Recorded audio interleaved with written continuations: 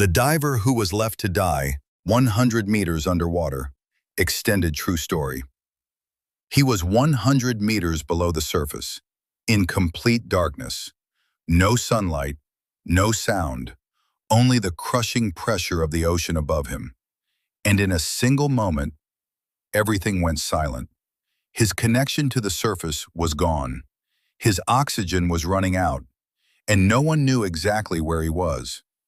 This is the true story of a man who should not have survived. The mission. It began as a routine deep-sea operation.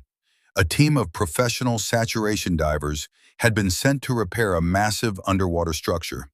These men were not beginners. They were highly trained, experts in one of the most dangerous jobs on Earth, working at extreme depths where one mistake means death. Life under pressure. At 100 meters below the ocean, the human body cannot survive without specialized equipment. The pressure is crushing, the temperature is near freezing, and the darkness is absolute. The divers relied on umbilical lifelines. These cables carried everything: oxygen, communication, heat, life itself. The moment everything failed. That day the sea was calm. The operation was going smoothly, until suddenly, the support vessel above lost control.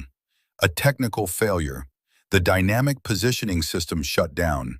The ship began drifting, violently, unpredictably. The brake. The diver felt a sudden pull, then a sharp snap. His lifeline had been severed. In an instant, he lost everything. No oxygen supply, no communication, no light. Darkness. Total darkness. No direction, no sense of up or down, just cold water surrounding him, and the terrifying realization: he was alone. The first decision. Most people would panic, and panic underwater means death. But he didn't. He forced himself to stay calm, slowed his breathing, focused his mind, because he knew every second mattered. Searching in the dark. Blind, he reached across his suit, feeling for anything, any backup, any chance. His gloves brushed against metal. A valve, a small emergency air pocket. Not much, just minutes of oxygen, but enough to think, enough to try. Above the surface. On the ship, chaos erupted. The crew realized what had happened, but they had a problem. They didn't know his exact position.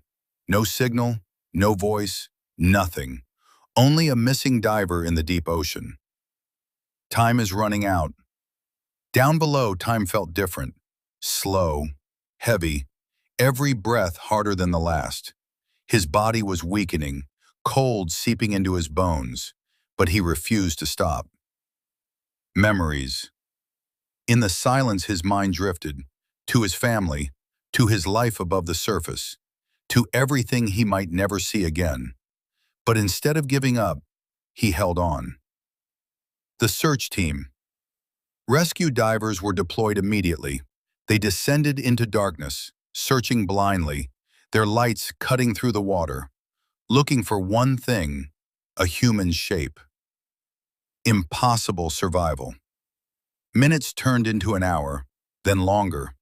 No human should survive that long without oxygen, but somehow he was still alive.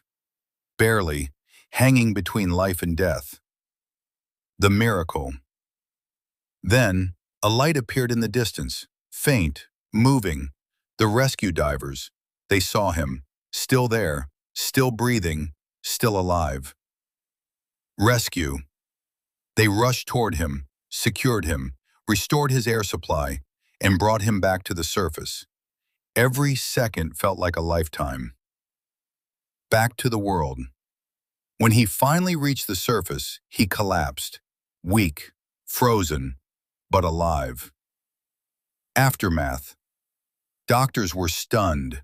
They said survival under those conditions was nearly impossible. But he had done it.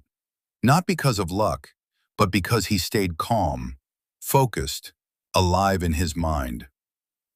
Final message. In the darkest places, where fear takes control, survival belongs to those who stay calm. Because sometimes, the difference between life and death is just one decision.